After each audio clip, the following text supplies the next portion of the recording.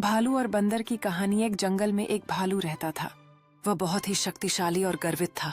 एक दिन एक बंदर ने भालू को देखा और उसके पास गया। बंदर ने भालू से कहा, आप बहुत ही शक्तिशाली हैं, लेकिन क्या आप मुझे एक चीज दिखा सकते हैं? भालू ने कहा, हाँ, मैं तुम्हें कुछ भी दिखा सकता हूँ। भालू ने उस पत्थर को उठाने की कोशिश की, लेकिन वह ऐसा नहीं कर सका। तुम क्या देखना चाहते हो? बंदर ने कहा, मैं देखना चाहता हूँ कि आप अपनी शक्ति से एक बड़े से पत्थर को कैसे उठाते हैं। वह बहुत ही थक गया और गिर गया। बंदर ने भालू से कहा, आपकी शक्ति बहुत ही कमजोर है, मैं आपको दिखाता हूँ कि मैं उस पत्थर को कैसे उठाता हूँ। बंदर ने उस पत्थर को उठाने की कोशिश की, लेकिन वह भी ऐसा नहीं कर सका। वह भी बहुत ही थक गया और गिर गया। भालू और बंदर दोनों ही बहुत ही थक गए थे।